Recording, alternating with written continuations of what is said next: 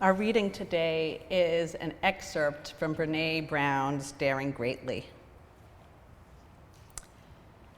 If wholeheartedness is the goal, then above all else, we should strive to raise children who engage the world from a place of worthiness, embrace their vulnerabilities and imperfections, feel a deep sense of love and compassion for themselves and others, value hard work, perseverance, and respect, carry a sense of authenticity and belonging with them rather than searching for it in external places, have the courage to be imperfect, vulnerable, and creative.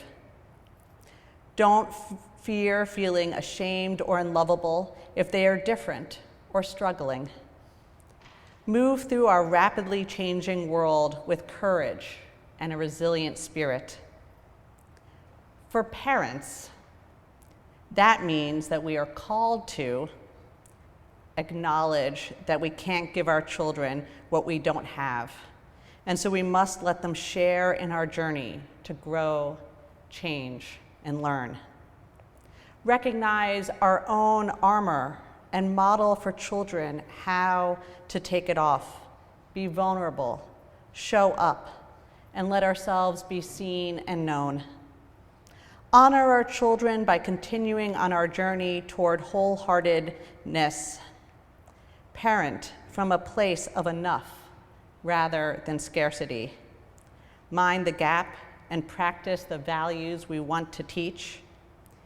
Dare greatly, possibly more than we've ever dared before.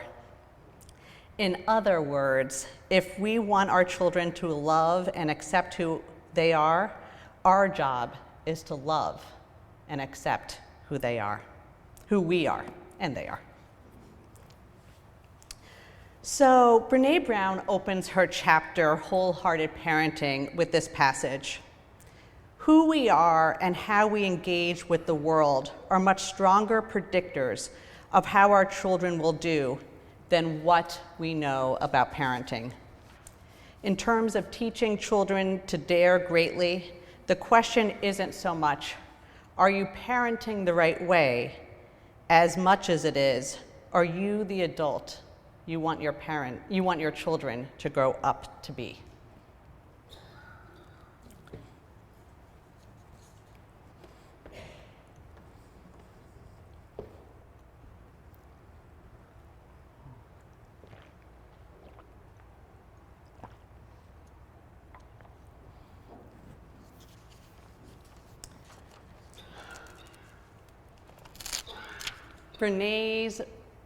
Brené Brown's question,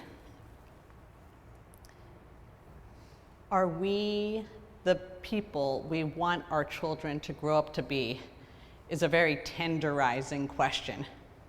I don't know about you, but I cannot confidently and quickly say yes to that, and I'm sure I'm not alone.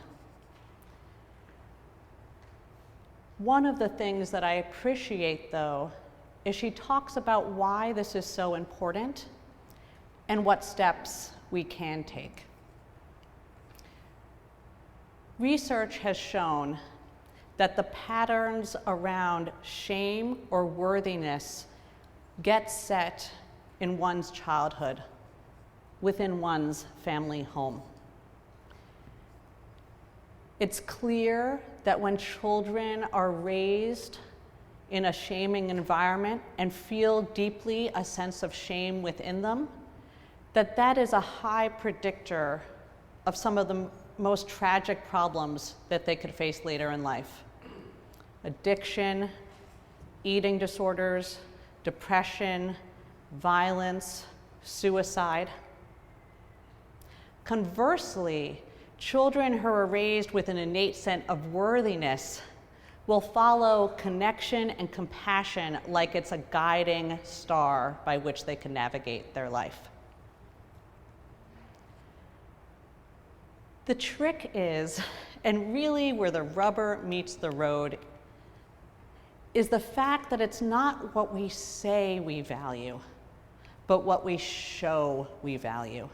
How are we as human beings showing for our children or those looking at our lives that we are engaged in a process ourselves to become wholehearted people? So what does this look like? The first and perhaps most essential step is that we understand our own worthiness. That we understand that there is a part of us that is truly sacred. I actually found a great example of this from the wonderful Maya Angelou. She talked about how perhaps the best piece of advice that she ever gave her son was to say to him that there is a part of him that he must keep inviolate, pure, pristine. She says, perhaps this part of you is the part that you will go to when you die and face God. But it is the part that you need to make sure that you guard and you never let anyone trample on. Not a friend, not a lover, not your spouse, not your parents. There's a part of you that you keep pure and pristine. And the way that she described that, a place within you that is inviolate, am I saying that right? Inviolate? Great. Was the best description that I have heard about a place of the soul. The place where there is a sacred part in each one of us that has a spark of the divine, that there's a part of us that we need to recognize as sacred at all costs.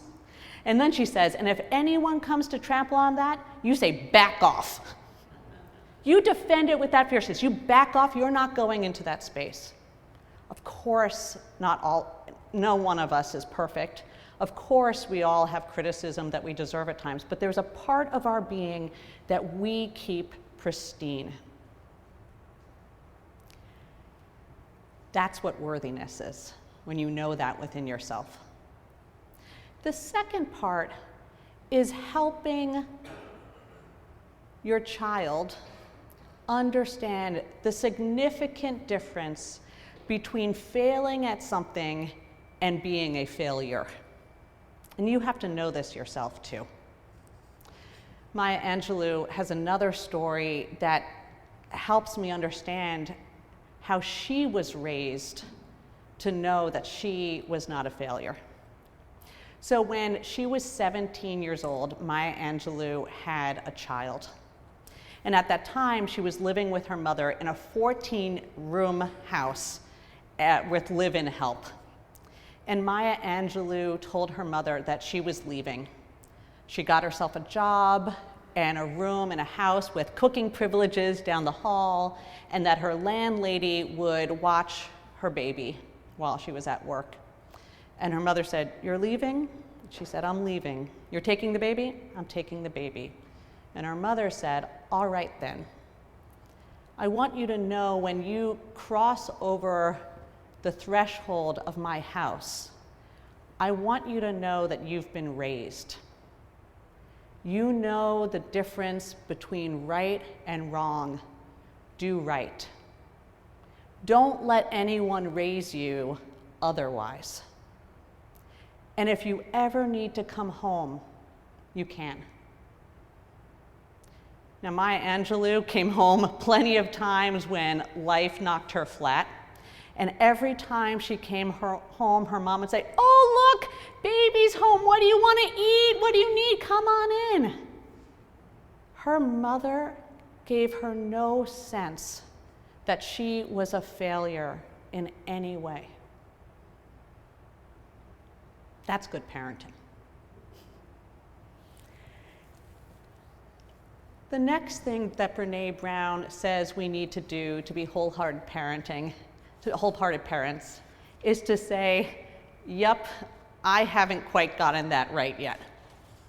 So I asked Sadie, my daughter, if I could share this story from October, when it was one of those weeks when my spouse was out of town and I was doing the drop off and the pickup for kids, and for some reason that week, the after school activity for hip hop and healthy bakers wasn't happening.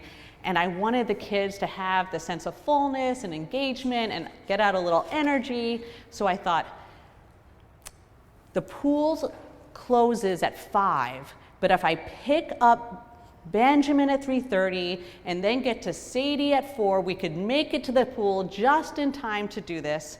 And this was a huge, huge push because I'm often late. And Sadie hates it when I'm late. In fact, there'll be times when she will go up to a stranger, another parent, and say, "My mom is not here. I don't know where she is, but she's not here." And this mom would be like, "I'm so sorry, I don't know your daughter, but she's really, really upset, and she doesn't know when you arrive." And I'll say, "I'm in the parking lot." Like, you haven't even made it out of the building. Like, it's not even late. It's still like 5:15. I'm basically on time. And she'll be like, "I didn't know where you were," right? And so here I am trying not to get there at 5:15, but trying to get there at 4 with an earlier pickup, and I'm in the line, and I'm like, oh my God, I was so anxious that entire drive. I made it on time, and I was like, let's go to the pool. And we get there, and they love this little wagon ride that sometimes we have at the pool. And she goes, "Can we do wagon ride?" And I go, "We don't have a wagon, like, drop it." And then Benjamin's like, "Wagon, wagon, wagon." And she's like, "Benjamin, do you want the wagon?" And I'm like, "No wagon, wagon, wagon." And so as I'm picking up the kids, I'm being like, "I can't believe I'm doing this." She's like, "Why is there no wagon?" And I go, "If you keep this up, you'll have no extra privileges." By the time we make it into the changing room, like 30 seconds later, and I was like, let's get dressed. Long story short, she refuses to get changed. She spent 40 minutes along the poolside crying. I get out, I'm miserable. I've been crying in the pool. The whole pool is like, right? And why are you ignoring this crying 6-year-old? And I go back in, and she's like, "What's extra privileges?" And I go, "I don't know." And you want to know why? I said extra privileges because I thought privileges are TV and sweets. And I was like, I might need that TV time as a parent, single parent tonight. And I'm not saying I'm taking away that because I might need it. So I was like, "I don't know." And she's like, "But you said it," right?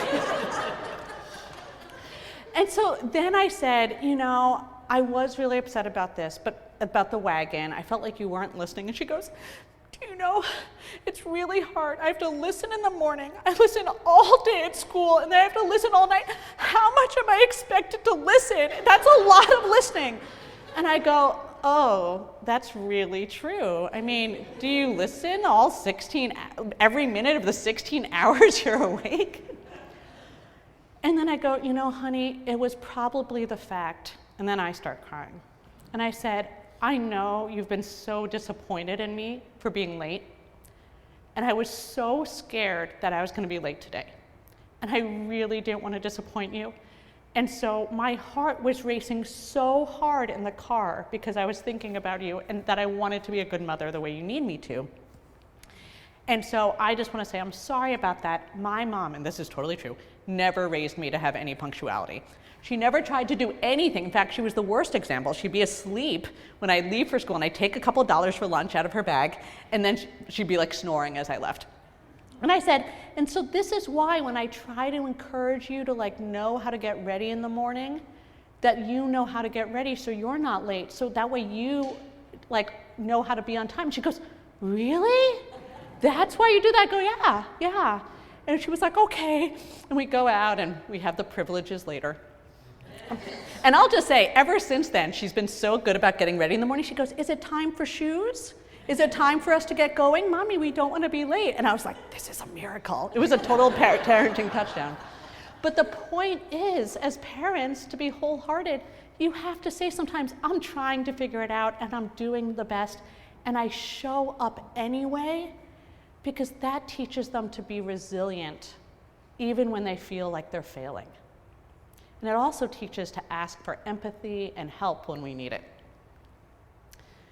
The third thing we do is we sometimes have a moment when we see our child struggling when we say, "Me too." This happened a few weeks ago with Sadie. She went to the doctor's, and as the doctor's appointment was getting out, the doctor said, "So you guys are moving, right?" And Kent says, yeah, we're moving in the summer.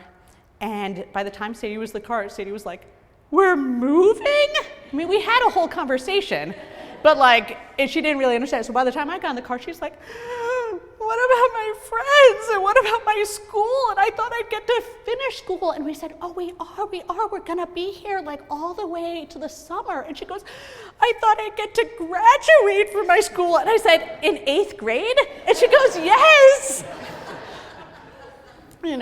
And I could have laughed because, but do you know what I said to her? I said, "I really cried too. I cried for 2 years, and I want you to know your dad and I did everything we could to try to stay." "You did?" And I said, "Yeah, let me tell you." And I talked her through all the different things we did and how we hoped and how it was so sad for us and that I cried too. And she goes, "Okay." And then she said, "Mommy, shouldn't you be heading to pick up Benjamin? You're gonna be late." She said, "We could drive as we talk." And I go, "Okay, good." But to have those moments of empathy where you don't distance yourselves or pretend that you have it all figured out, that's good parenting. If you think, and then the last one actually, one of the most important things to do is to offer a sense of belonging. Now, every single one of us want a sense of belonging, a place where we could truly be ourselves and that we don't feel like we have to fit in or meet a bunch of prerequisites of worthiness. And belonging is a big thing, and it's one of the things I hope each of us experiences here. And for so long, I was like, how do you create or offer belonging? And actually, the great Toni Morrison gave me the answer. She said, for years when her kids came in, the first thing that she'd do, she'd be like, are they buckled? Are their faces clean? Are they dressed right? And she realized that she had gotten it all wrong. In fact, to offer belonging, all you need to do is let the love and joy that you have in seeing this person shine through your face and your body. That joy when you're like, "Hello, sweetheart." That response from the heart is all one needs to know that one is embraced as they come into a space and a people. And I hope that's the belonging, the love and embrace that we extend to one another here. So if you think that maybe your parenting days are over, haha. And I hope you also don't think that this is just about your literal children. I recently learned that only 30% of millennials can name someone older than themselves who they think believes in them. So I offer that as food for thought. But I want you to know that parenting, if you think it's too late or someone's too old, it's not. And my kind of closing story for this is another story from Maya Angelou. And it was when she was 23 and she was home for one of those meals, and she and her mom are heading out somewhere, and they go down the hill and they're waiting. They're gonna go to a streetcar, and her mom stops her and she goes, "Honey pie, wait, baby, don't cross the street yet." And she looks at her daughter and she says, "Baby, you're one of the strongest women I know. I love you so much." And her mom said, "I love my mom. You're in a category with my mom. Eleanor Roosevelt, and one other person who I didn't know. And she goes, "You're in that group." And Maya Angelou, to this day, remembers going on that streetcar, seeing the warm sun shine on these wood slates of the benches on the streetcar, and thinking for the first time, wow, my mom said this about me, and she's intelligent, and she says she's too mean to just be nice.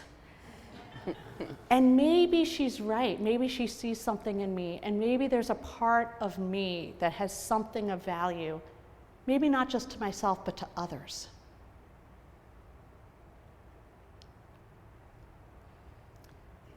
When Maya Angelou's mother died, she was dying. She was in San Francisco, and she got diagnosed with emphysema and lung cancer, and the doctor says she has 3 weeks left.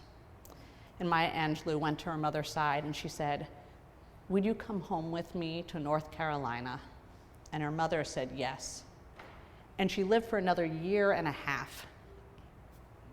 And Maya Angelou could tell she was in her last days, and she went to her mother and she said, "I understand some people need permission to go. I want you to know that I think you fulfilled God's purpose for you here. You worked hard, and you must have been a great lover, because many a men, and if I'm not wrong, at least a couple women, risked their lives to be with you. You were a not great parent to young children, but you were a wonderful parent to young adults. And if it is your time, I release you." And she did this because all throughout her life, Maya Angelou experienced from her mother a love that liberated her. And she wanted to return that liberation through love to her mother. Her mother passed later that night. So my dear ones, any given week, I could say I'm in both the good parent and the not so good parent category. But if we are willing to accept our own worthiness, if we can say, "You have failed, yes. Be resilient through that, but do not think you're ever a failure." If we're willing to show that we are also still learning, and that we can say, "Me too, I've hurt that same way." If we are willing to share our lives and have our own journey shine through, then I think together we could raise a wholehearted people that just might save the world. May it be so. Amen. Ashe, and blessed be. So there's a little practice that Brene Brown has with her daughter, and it's called the marble jar practice. And it's the idea that in classrooms or in your home, if you have children that you would trust around marbles, that when someone does something right, they're kind, they help, they've been brave that day, they do something that you appreciate, that you recognize that they're being a wholehearted person, you drop it in your family marble jar. And the idea is those moments build trust. Trust to be one another, trust to be wholehearted with one another.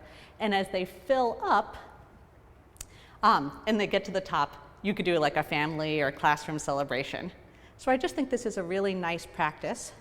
And recognizing that we are family together, I invite you, if you have a marble that you would like to place in recognition of someone else in our community who's done something that helps you build trust in them or this place, I invite you to raise your hand or come forward, and we could start our marble jar together.